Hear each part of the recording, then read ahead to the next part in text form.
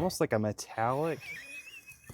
Hey everybody, it's Jeff, and in this video we're going to take this crusty old moss covered, abandoned, totally ruined old electric kiln and revive it and turn it into a gas fired reduction soda kiln.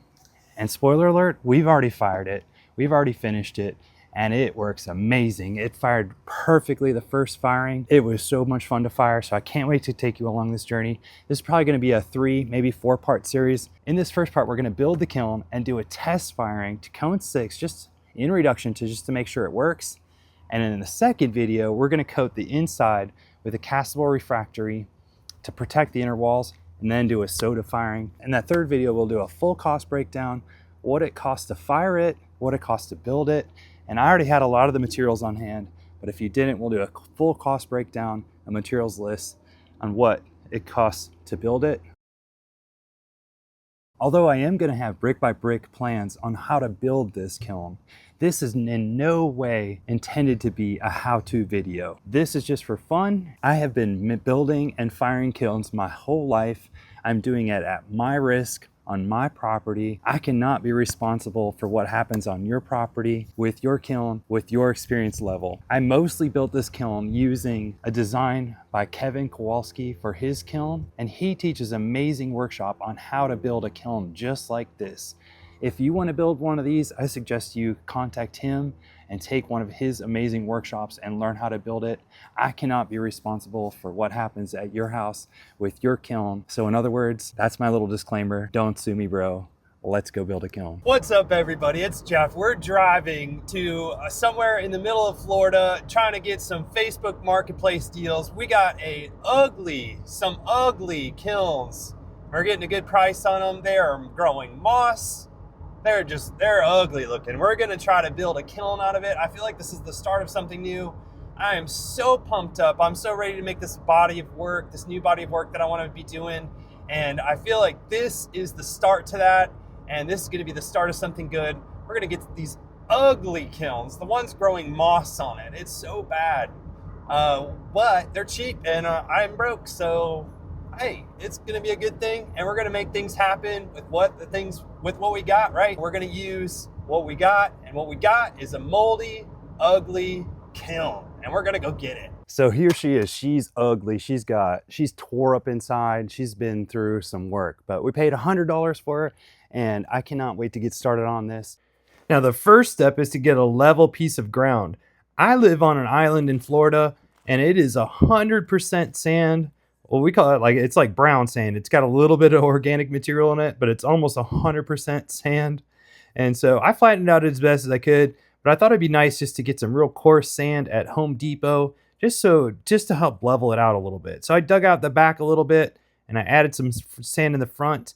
And eventually I ended up putting a piece of wood there just to stabilize the ground. And then I'm gonna lay my cinder blocks down. I'll put the exact measurements on the screen, but leveling the sand really good with the landscaping rake really helped. And then of course you can see I'm leveling it here, just getting it as level as I can get it. It's probably going to shift because like I said, our ground is 100% sand. So this is an old oval lid, and then you can see it's torn up, and I just hate to see it go to waste. And we're going to see if we can get it on here and use this as the floor.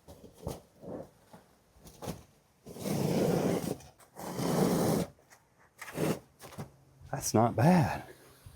That's not bad at all. It's a little short right here. That's about it. I think we're gonna try it. We're gonna try it. After I put down that oval lid, I used my Sawzall to cut right through the brick, and it cut like butter. I used the blade right up against the cinder block, almost like you would with the trim bit on a router, and it just buttered right through it. It worked perfectly. There were, however, a few areas that the lid just didn't cover, or that the bricks were completely broken. This whole project's kind of about recycling old kiln parts anyway. So what I did was I took some old bricks from another electric kiln that I got the lid from and cut off the ends of them so they were flat, and used those to fill in the areas that were really broken or that the lid just didn't cover. I'm going to put my SketchUp drawing for the bottom layer here. This bottom layer is soft brick. The purpose of it is to insulate from the ground and insulate and keep the heat into the kiln. And then we're going to put a hard brick layer on top of it to protect the soft brick from the soda that we're going to inject to it later. It's called a hot face. So you can screenshot this right here. I'm going to pause it so you can screenshot the bottom layer. Next up, I laid that hard brick hot face layer. I already had these bricks. These were from an old soda and wood kiln that I took down. And again, I'll leave the SketchUp drawing here and you can screenshot that. I laid them in the opposite direction as the soft brick layer that I first laid down. And this will be the base of the kiln and give it a lot of strength and rigidity. Those hard bricks are tough.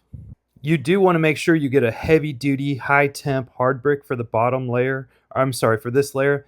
A normal brick is not good enough. Like a normal red brick is not good enough. It will not withstand the heat and the soda that we're going to later put in it.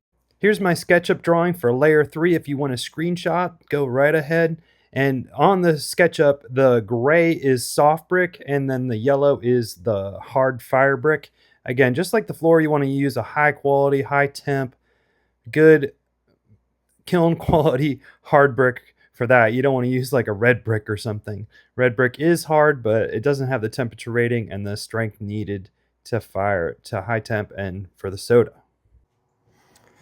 All right, we have our first layer completed and laid out exactly how I want it. I'm gonna go right above and just kind of go slow so you can screenshot that and look at that layout if you'd like. I'm also gonna have the full SketchUp model on the screen and you can screenshot that if you'd like. But I wanna just point out the difference from other people, what other people have done on the internet. So I have moved, this is called the bag wall right here. It's where the burner comes in. It separates the wear from the burner. And I have moved that over 2.5 inches or 1 vertical brick. And the reason why I did that is because in my opinion, the one downside of this kiln is it does waste a whole bunch of space for the firing chamber. And I don't think that's necessary. There's another kiln design very similar to this called a TDI updraft. And in that kiln, the burners come vertically from the floor right here. And it's just this tiny little 2.5 inch space. And what people do is they orientate the shelves this way and just nip off this little edge right here so they can get quite a bit of room or quite a bit of firing space in the kiln. And I think that will work with this kiln as well. I haven't seen anybody else do that. So I'm gonna fire it one time just as a trial. And if that works, then we'll go ahead and do it all the time like that. But I don't think anybody else has tried that yet. And the reason why it might not work for this is because this has a burner that comes in from the side, whereas the TDI updraft has a burner coming in from the bottom. So because the kiln curves around like this, it can tuck it in just to a 2.5 inch space, and that's why it works. I'm pretty sure it'll work with this kiln. Here's what I'm talking about. I have one layer of this kiln put on here, and I do want to also note that I just cheated this brick back about 1/2 inch to give a little bit more room here and a little less room here. I just don't think you need that much room there. So I did cheat that back. So if you want to build one like this, I'll let you know if this works, but I just cheated it back a little bit. So the chimney is going to be right there. And I also added a brick there so I could accommodate an extra 1/2 inch or so right here. So this is what I'm talking about. You can see most people stack theirs up like this and they have their bag wall right here and they just end up wasting all of this space. So my idea works. I want to take the brick or take the shelves, put it this way and just nip off this little corner right there. And you can see how much extra space you would get on each shelf. And that would, in my opinion, would be a really great thing. And I also have some of those full shelves that I could just cut off a little bit of the edge. So I think that'll work. We're gonna get a test run and see if it works. If not, first firing I'm gonna do just cone 6 without a coating on here. So if it doesn't work, I can take it apart. We got the first row of the chimney put in here, and because I have to span the flue with this brick that is longer, we talked about that in our first video, I'm gonna need a shorter brick to go here so I can start the pattern. So normal brick is 9 inches wide. We're taking 2.5 out. So we're gonna get a 6.5 inch brick right there. We're gonna cut that. Now, again, if you look on the internet, most people that are building this type of kiln would not have put this brick in there. We would have just cheated this one over. I'm gonna be using a masonry blade on a circular saw to cut the brick. However, the tile saw would probably be the best type of a wet tile saw or a wet saw. Probably be the best way to cut this. However, I'm just cutting like 3 bricks. So I really don't wanna go rent one at Home Depot and spend some money. You can also get a masonry blade for your angle grinder and cut it with that. I used a pencil, a speed square, and a tape measure to make sure my measurements were correct. And this time I double measured it and made sure it was a full 7 inches. And then I used that circular saw. Absolutely must have a respirator on, hearing protection, eye protection. It's kind of dangerous. And just cut right along that line all the way through. It cuts like butter right through the brick. It's pretty darn easy, just a little loud and a little dusty. Here's our cut brick. We're gonna lay that right in there. It fits just like a glove. We're gonna make sure everything's nice and straight on our first course here. Because if everything's straight here, it'll fall the rest of the way and be perfect throughout. So our next course, we're gonna put this brick here. Make sure it's nice and straight. We'll check for a plumb in a minute. Now that one's gonna go there. And I'm trying to find cool bricks. Some of these say really cool things and are just kind of awesome bricks, and they have a lot of history behind them. I have a lot of these bricks that say Alamo. They're pretty awesome looking. So I want to have that facing outward.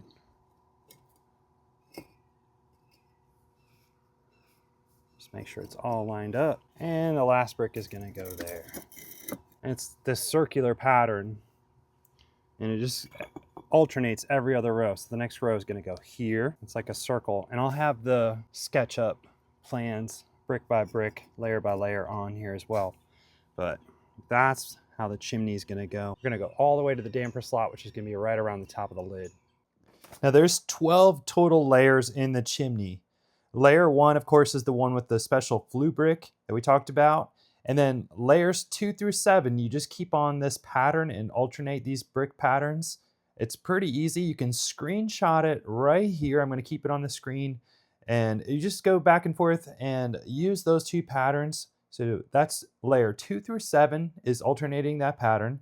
Layer 8 is our layer with the damper in it, and I'm going to show you that in a second. And then 9 through 12, you just continue that pattern until you get to your layer 12, and then you're pretty much done. Here's what the completed kiln looks like. It's pretty awesome looking kiln. So this is where our damper slot is going to go through here to be able to close off or open the chimney to change the amount of reduction. So we're going to use this long brick, just like we did in the flue, to span the gap. So this needs to be 11.5 inches wide. So we need to cut off a little bit right here. So I'm going to mark that right at 11.5. And just like before, because we're disrupting our pattern, we need to make one shorter. So 9 minus 2.5 is 6.5, or 1 at 6.5. Going to go slightly out for the kerf. You know, second thought, you can see how this one has all the soda on there. So this wouldn't make a good post because it's already covered with soda. So I'm going to get this side, cut this side off, because this will make a good post. So I'm marking out the damper slot here using a T-square. I'm going to have a 1 inch like little track. And this is going to be our damper. We're going to cut this down. It's going to slide in or slide out to close this off. And this will be all inverted, so we're cutting it upside down. So I just need to finish this, so I need to go down 1 inch on this side and complete this. So 1 inch is plenty. We don't even need that much, but last thing we want is our damper sticking and causing trouble. So a little bit extra won't hurt. You don't want to go too much though, because it can act as what's called a passive damper. You open it up too wide. So right there, up to the edge. So we're going to cut this whole little strip out, and then our damper is going to slide on the bricks like that, as well as in here. I need to complete that on here too. So there isn't really an easy way to do this. I'm going to be using this tool, but because it's round, it's going to, you know, when you get to the corners and stuff, it's going to be tough. It's not perfect. It's not going to be perfect. It's going to be hard to steer. It's hard to see what you're doing. Definitely wear a respirator, safety glasses for sure. Just got to do your best on this. It's not going to be perfect, but the damper is going to slide on the smooth brick underneath it anyway.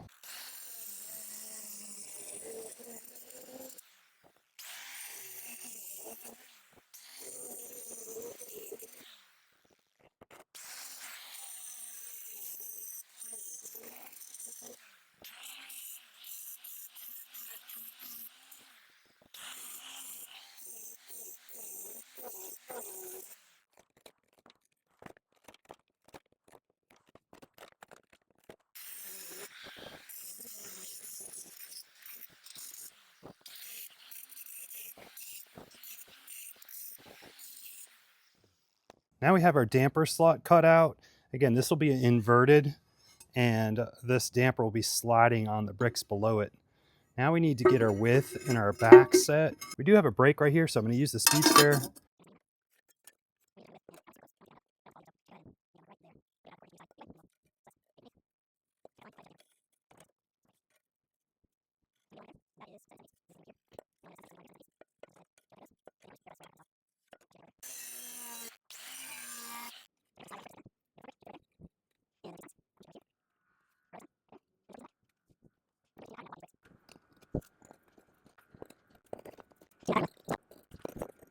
Look at that one. Look at the soda or wood ash that's on that one. What a beautiful brick. Put this one so we can see it.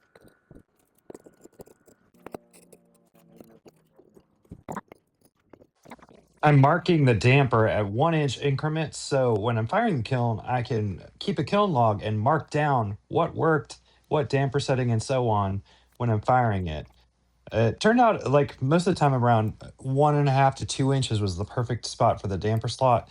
Then when we were reducing it, we kept it down around 3/4 of an inch was about perfect. Next up was welding a steel frame to hold together the chimney. Special shout out to Vbor. They're always looking out for me. They sent me this incredibly awesome welding table to help me build this kiln. I can't be more thankful. If you want to get yourself one, there's a 5% coupon in the description below.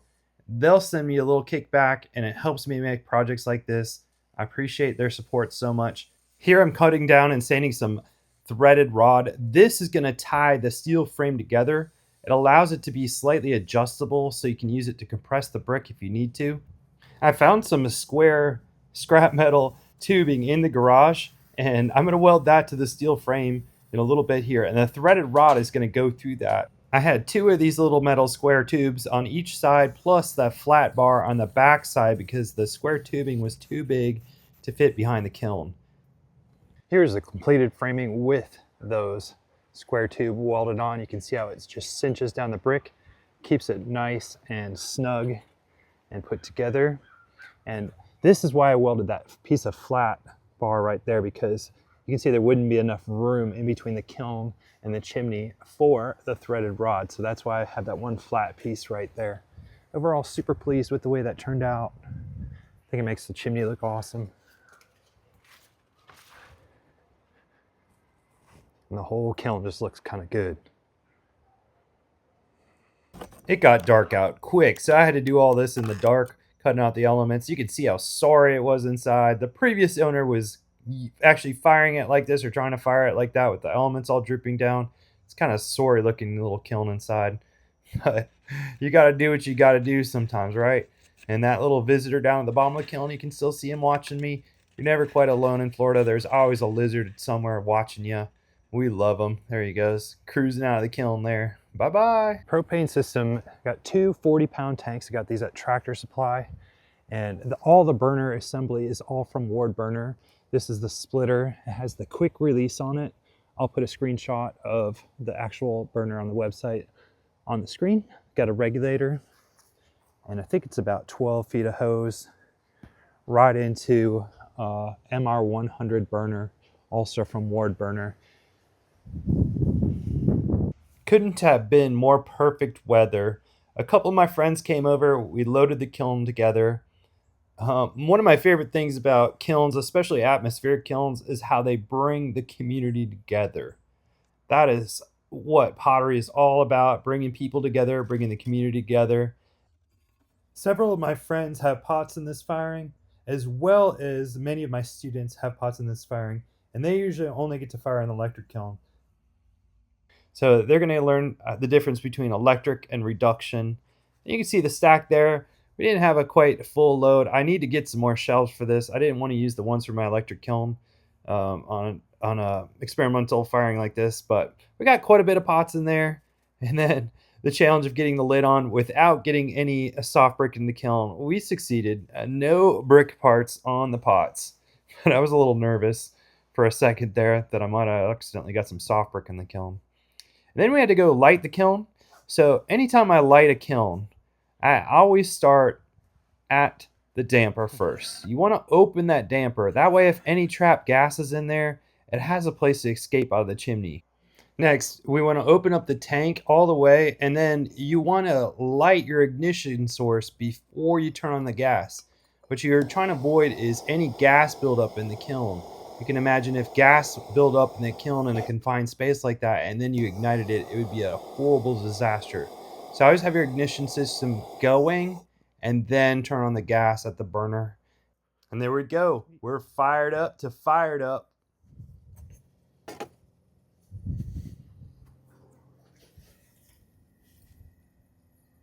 And get this real low so we don't blow up the compact. It's climbing already. Started at 71, 72 already. Now it couldn't have been a more smooth firing. We had such a good time just hanging out with the kiln. Pushed the damper in to get a couple good pictures. It was a good night.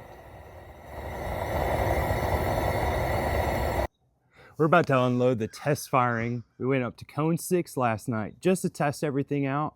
And our goal for this firing was to make sure everything worked before we line the inside with the castable refractory. Because once we put the castable refractory on, it's basically going to become one piece and we won't be able to move it or make any changes. So it fired great yesterday. Pretty happy with the results. We got to cone 6, no problem. It's a little cool on the bottom. I definitely didn't peek inside. I definitely didn't look in here yet. Wink. But we're going to take the lid off and look at it right now and check out what we have inside. I haven't seen this yet, for sure. Yeah, just by looking at the pots, you can tell we got a good reduction. The chinos look great. This is a chino glaze right here. And it's got a beautiful toasty color on the clay. Real subtle changes in color. It breaks nicely over the edges. Some carbon trapping right there. This is a student in my class's bowl. She's going to be really excited about that. Beautiful clay color. So that's an indication that we got a good reduction. Another nice chino pot here. This is a student in my class. Beautiful clay color. Look at the interaction with the clay and the chino glaze right there. Absolutely beautiful. Carbon trapping through there.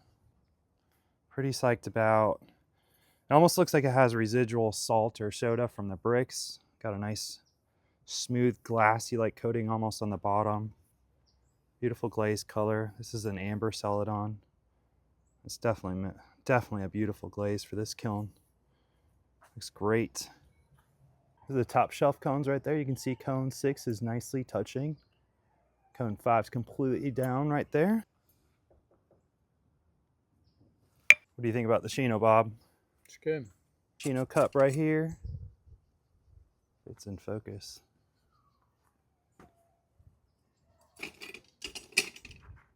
So next firing, we're gonna line this whole inside with castable and fire it with soda. Oh, I see one of your pots under here. This looks good. What is it? Oh, yeah.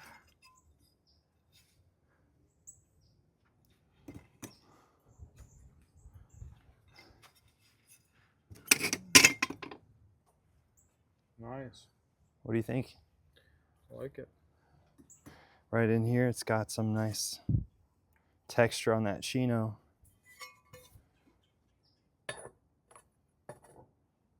Very nice. What was that from? You think? I think it's the residual from the... Those unglazed pots like- look good. It's one of Bob's beautiful cups right here. Almost like a metallic in the chino. A really awesome variation in color through the different thicknesses of the glaze.